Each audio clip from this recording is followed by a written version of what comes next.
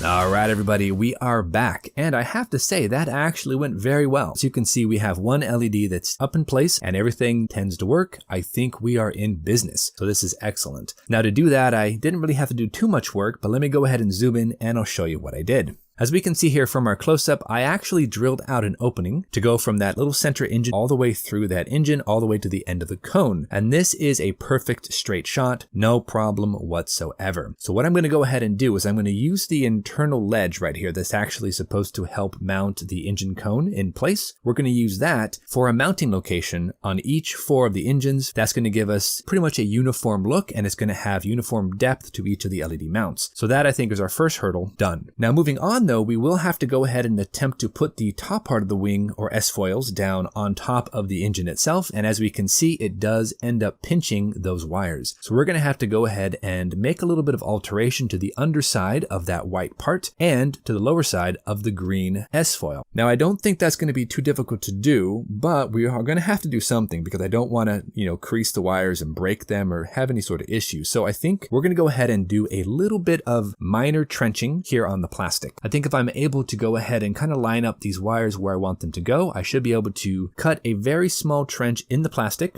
maybe right about here or somewhere similar, and have these wires fit right up into that trench and then poke out where I need them to go. Once that's cut out, I think we actually will have a really good system that should allow us to even maybe keep the functionality of the open and closed wings. That might actually work out to our favor. So to do that, we're going to take our micro drill bit and we're going to drill a hole that's a perfect diameter there for both of these wires right through the center pivot joint here on one of the S-foils. That's going to allow us to then string the cable right through that little sidewall, and then we can push it down through another hole into the center of the fuselage. And then we can make our connections with all four engines right there at the bottom between the fuselage and the pivot on the actual X-wing. Now with that all nicely drilled out, let's go ahead and string the LED back through to the end of the engine. I think we will be in good position, if this works, to go ahead and test the lights and then do the exact same thing for the other three engines. Hopefully this works just fine. And we can just snake the other wires kind of around the center locating pins so that they don't interfere with the actual assembly process. And we should be able to just get those right where they need to be. Yeah, that works out really, really well, guys. I'm pleased with how this is shaping up. Now, of course, the last thing we're going to have to go ahead and do is form a little trench that goes from the edge of that engine straight through right to that center pivot. And to do that, we're probably going to use some jeweler files, maybe some sandpaper, maybe some X-Acto knife blades. We're just going to cut a very tiny, very shallow trench so that it doesn't stick out like a sore thumb. Now let's go ahead and test fit with the other portion of the S-foil and make sure we're not interfering with any of the wires and make sure nothing gets pinched. And we'll put that together. Take a look here. Oh yeah, very nice. So this actually will work. Now I can replicate this same process for all three of the engines, and I think we'll be in good position to maybe even keep the functionality of the S-foils being able to be manually opened and manually closed, which would be interesting. I didn't plan on doing that, but if it works out, great. If it doesn't, I'm fine with them being open. That's how I intended originally anyway. So now with that kind of preliminary plan, let's go ahead and actually do some trenching. And we're going to cut an opening right here in the green plastic, going from the engine all the way to the center of the fuselage. I already have the hole drilled out, so I know exactly where I'm ending. So now let's go ahead and just draw a straight line back from that hole into the engine and just open it up with some jeweler files. Just going to go ahead and, like I said, make a very shallow trench, very shallow. And it doesn't have to be much longer than maybe 4 millimeters. Now, of course, we're also going to have to alter the underside of this white insert that we go ahead and place down on top of this area. And I want to make sure that we don't pinch the wires. So I'm going to sand out the very edge of this right there where that trench begins. So that way, any wires that come through, they're not going to be pinched by the edge of this white part going onto the green part. That I think would be a really good move to make because I don't want to pinch the wires or flex them or break them because I'd have to take everything apart and redo it. And I don't really want to do that. Just a little bit of sanding here should give us enough clearance and we should be able to get everything kind of stuck down and ready to rock. Now with that trench all nicely dug out and sanded down, we're going to go ahead and attempt to place the white part right down on top of the green engine. That's going to really kind of give it a test and see if everything fits together. And oh yeah, not a problem, guys. It goes right down on top of those wires. There's an archway cut out there on the white part, allowing the wires to pass through without any pinching or anything like that. So we are in business, guys. Very exciting. Let's go ahead and rig it up to the battery pack though and test it, make sure we didn't break anything. And as you can see, this LED is working beautifully, so I am very pleased. Let's go ahead and do the other three engines exactly the same way, drilling out certain areas, trenching it, making sure that the wires go into the center of the fuselage and they all meet in the same location for an eventual attachment to the positive and negative terminals on my battery pack. Let's go ahead and push this thing forward. We're getting there, guys, for sure.